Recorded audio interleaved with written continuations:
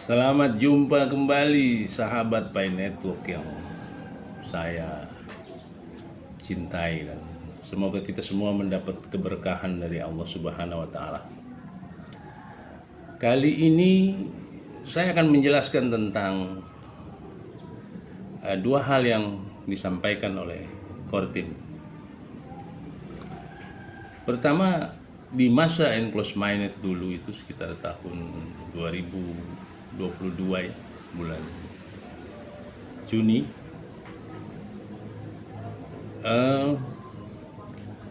Dr. Nicholas menyampaikan bahwa kita masuk ke masa fase enclosed minded atau fase ketiga, fase minded, tapi masih di enclosed minded, artinya tertutup dan terbatas, dan perjalanannya itu banyak testnet dan peer-to-peer yang dilakukan oleh sahabat Pi di seluruh dunia, dan puncaknya adalah di bulan Desember tahun 2023 ada festival Pi atau Pi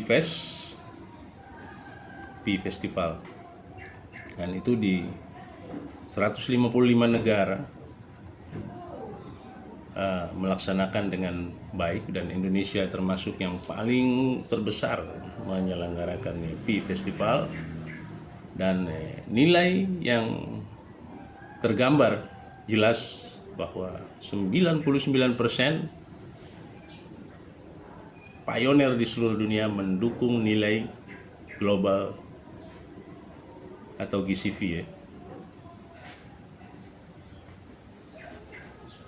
Jadi nilainya itu adalah Global Consensus Value $314.159 per Pi. Nah, sekarang muncul isu open-minded global. Bahasa open-minded global itu sendiri tidak pernah disampaikan oleh Kortin. Kortin selalu di fase enclosed minded ini mengatakan akan terjadi open-minded. Yang sudah juga dijelaskan oleh Kortin bahwa open-minded itu akan disampaikan di goalnya, akan disampaikan di akhir tahun 2024 atau tepatnya ya bulan Desember. Jadi tidak ada itu open minded di bulan Juni. Ini tanggal 28 ini kan besok. Di video yang sebelumnya sudah saya bantah bullshit itu tanggal 1 Juni, dan kenyataan bahwa tidak tercapai. Nah, hal yang terkait dengan ada pendapat bahwa open minded itu akan terjadi di tanggal 28 Juni itu dikarenakan adanya proposal atau petisi dari pendukung GCV di beberapa negara untuk mendorong Dr. Nicholas Kokalis untuk mempercepat open minded di tanggal 28, pas di hari yang biasa kita dirayakan oleh para sahabat Pi Network di seluruh dunia, kita kenal dengan Pi Today. Namun demikian, saya juga sudah menjelaskan bahwa yang menyertai hal itu ada 3 hal, yaitu KYC 15 juta dan 10 juta migrasi di Android, belum lagi nanti di iOS phone. Kemudian aplikasi yang real, artinya bisa melayani para pioner di seluruh dunia, berjumlah 100 aplikasi. Nah, kalau kita mengharapkan open minded segera, ya paling tepatnya kalau CBDC dapat dilaksanakan dengan segera oleh negara-negara dunia.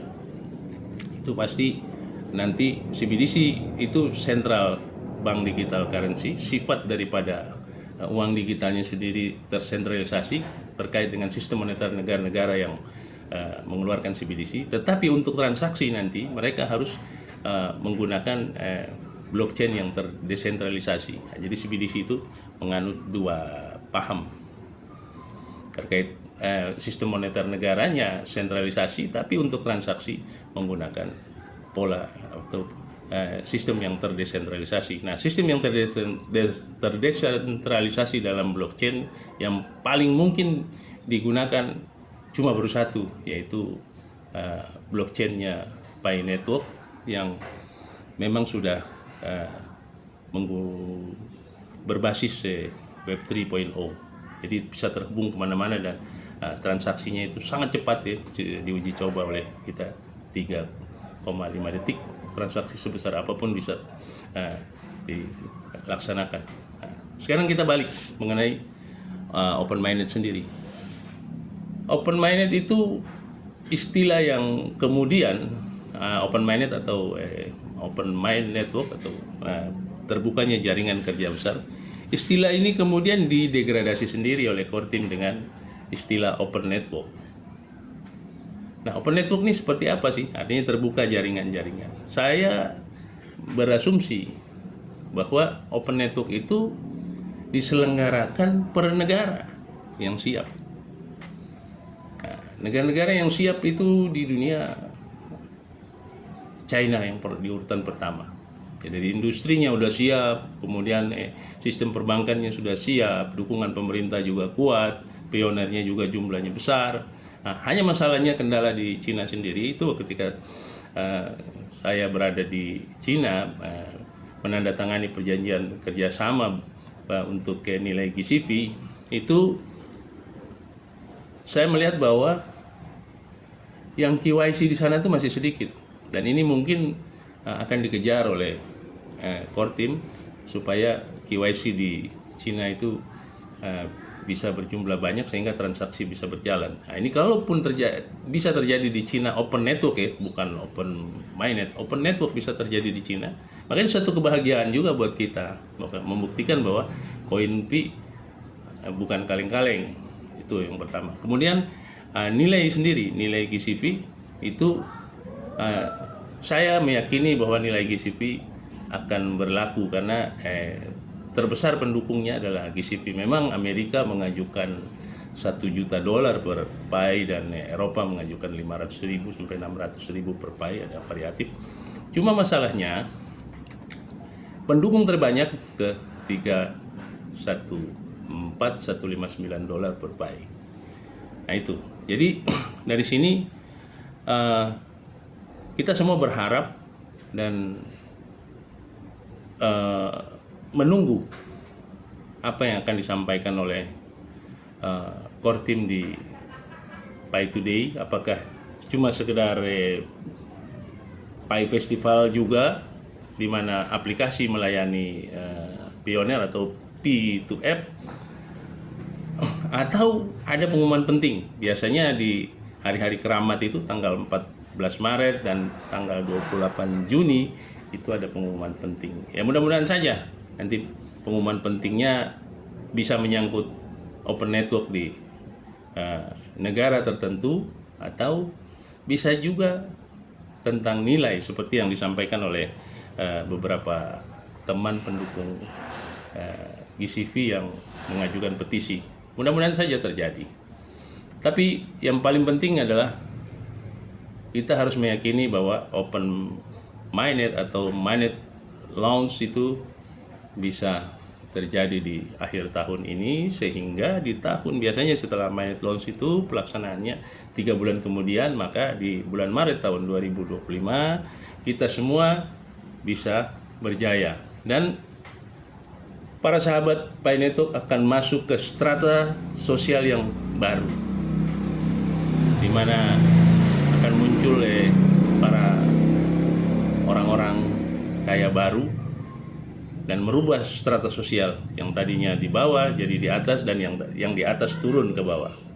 Itu kira-kira. Nah, ini kita harus mempersiapkan diri, mental dan juga cara hidup, gaya hidup itu penting ya. Jadi saya mengharap kepada para pioner di seluruh dunia, terutama di Indonesia, ini tetap humble dengan adanya open mainnet atau open network nanti terjadi.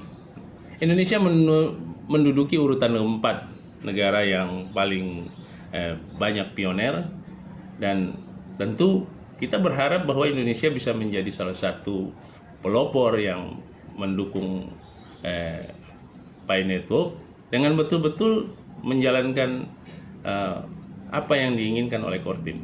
Cuma masalahnya adalah aplikasi yang ada di Indonesia, satu masih sedikit, dua banyak aplikasi yang bermasalah, ketiga pionir belum paham betul bagaimana supaya open network ini kita pancing untuk berjalan. Nah, kami makanya menyiapkan satu pola di mana kita akan membuka gerai-gerai di seluruh Indonesia supaya merangsang ini transaksi di dalam gerai, dan itu punya wallet masing-masing sehingga tercatat di blockchain. Dan ini akan cepat sekali membuat Indonesia dapat melaksanakan open network dan dipercaya oleh Kortim untuk melaksanakan open network. Mengingat bahwa kita berada di posisi keempat terbesar di dunia penambang. Dan kita juga membuktikan lewat Pi Festival kemarin, peer to peer, bahwa kita adalah yang paling terbesar dan terbaik dalam penyelenggaraan Pi Festival. Nah, demikian, jadi kita betul-betul harus siap untuk ini karena kita masuk ke strata sosial yang baru, dan ini tentu akan menimbulkan banyak sekali efek domino pertumbuhan, bisa juga akan membuat kita terjebak dalam gaya hidup yang konsumtif. Nah, semuanya kembali kepada sahabat Pi Network dimanapun berada. Semoga apa yang saya jelaskan ini bisa menjadi satu gambaran sehingga kita besok nanti itu jangan sampai shock atau apa, karena memang pada dasarnya Kortim sudah menyatakan bahwa Open Mainnet launch-nya itu terjadi di bulan Desember tahun 2024. Jadi persiapkan diri Anda, persiapkan mental Anda supaya akhir tahun sampai nanti tahun 2025 bulan Januari, Februari, Maret kita masuk di strata sosial yang baru di dunia ini. Kita hadir di situ mewarnai strata sosial masyarakat. Akan terkaget-kaget nanti Anda, dan jaga betul koin Pi Anda, jangan sampai diserok. Ingat itu, dan kita tunggu apa yang nanti akan diumumkan oleh Kortim di